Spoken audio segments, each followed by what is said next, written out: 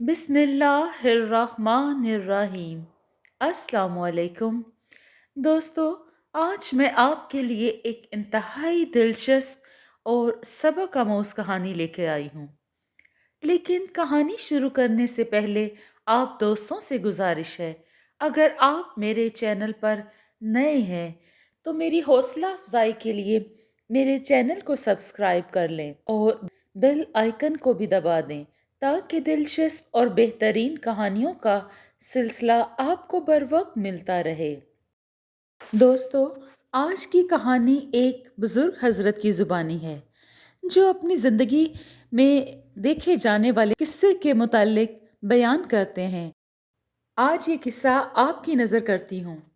ایک بار ایک نیک مرد کو پتا چلا کہ فلاں شہر میں کوئی لوہار رہتا ہے جو آگ میں ہاتھ ڈال کر اس میں سے گرم لوہا نکال لیتا ہے اور اس پر آگ کا اثر نہیں ہوتا۔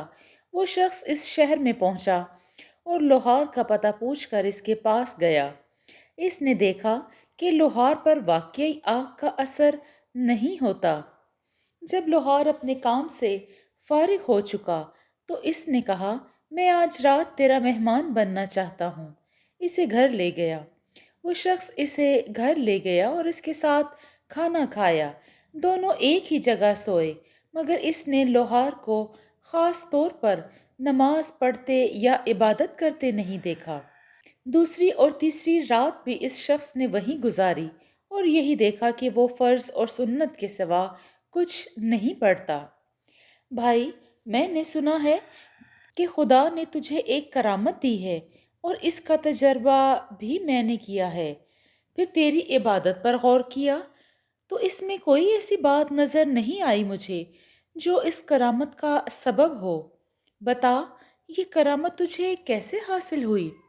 اس نے جواب دیا، میں اس کی وجہ بیان کرتا ہوں۔ مجھے ایک لڑکی سے بہت زیادہ محبت تھی۔ میں اس کے لیے بے قرار رہنے لگا تھا۔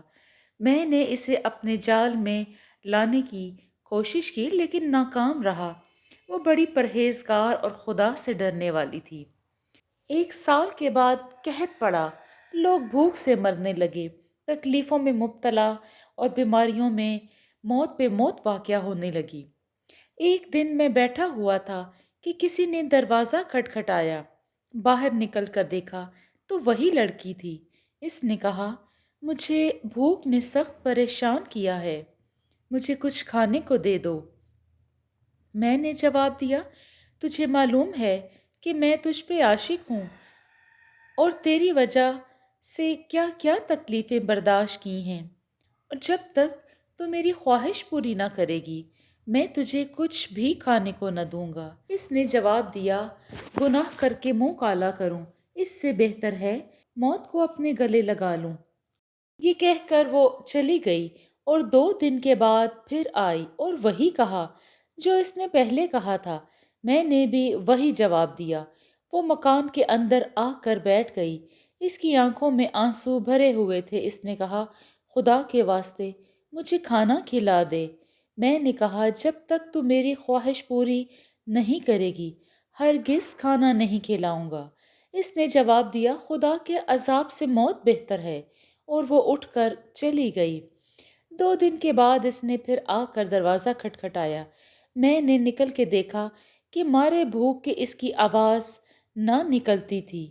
وہ کہنے لگی، اب میری تمام تدبیریں ختم ہو چکی ہیں اور تیرے سوا کسی اور کو منہ دکھانے کے قابل نہیں رہی۔ کیا تو مجھے خدا کے واسطے کچھ کھانے کو نہ دے گا؟ میں نے جواب دیا، اس شرط کے ساتھ کہ میرا کہا مان لے۔ وہ آ کر مکان کے اندر بیٹھ گئی۔ کھانا تیار ہونے میں ابھی دیر تھی، پک کر تیار ہوا۔ میں نے پیالے میں نکالا تو خدا نے میرے دل میں بات ڈالی، لعنت ہو تجھ پر، اس عورت کو جس کی عقل اور دین دونوں ناقص ہیں۔ تو کھانا نہیں دیتا، بھوک کی وجہ سے وہ بے چین ہو رہی ہے اور تیرے پاس بار بار آتی ہے، اور تو خدا کے خوف سے گناہ سے منہ کیوں نہیں پھیرتا؟ میں نے اپنے دل میں کہا، خدایا میں اس گناہ سے توبہ کرتا ہوں جو میرے دل میں گزرا۔ میں کھانا لے کر اس کے پاس گیا اور اس سے کہا، کوئی اور خیال نہ کرنا، یہ خدا کے واسطے ہے، اللہ کی رضا کے لیے دے رہا ہوں۔ لڑکی نے اپنی آنکھیں آسمان کی طرف اٹھائیں اور کہنے لگی، اگر یہ شخص سچ کہتا ہے میرے مالک، تو اس کے اوپر دنیا اور آخرت کی آگ کو حرام کر دے۔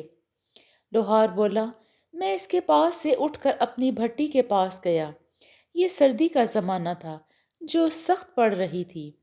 ایک چنگاری میرے بدن پر آ کر گری، لیکن خدا کی قدرت سے مجھے بالکل تکلیف نہ ہوئی۔ میں نے سوچا لڑکی کی دعا قبول ہو گئی ہے۔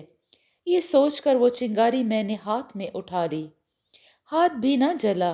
اب میں لڑکی کے پاس گیا اور اس سے کہا، خوش ہو جا، تیری دعا قبول ہو گئی ہے۔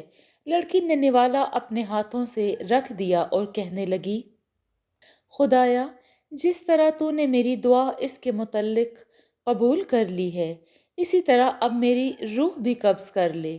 خدا نے فوراً اس کی روح قبض کر لی اور وہ لوہار یہ معاملہ دیکھتا ہی رہ گیا۔ اگلے دن اس نے اس کی کفن دفن کا انتظام کیا اور اس کو سپرد خاک کر دیا اور اللہ کا سچا ماننے والا بن گیا، اور اس کے بعد ہمیشہ دکھ اور تکلیفوں میں لوگوں کی مدد کرنے لگا۔ جی دوستو، آپ کو یہ کہانی کیسی لگی؟ مجھے امید ہے سب نے اس سے کوئی نہ کوئی سبق ضرور حاصل کیا ہوگا۔ اگر آپ کو یہ میری کہانی پسند آئی ہے تو اس کو لائک اور شیئر کیجیے اور کمنٹ میں اپنی رائے کا اظہار ضرور کریں۔ شکریہ۔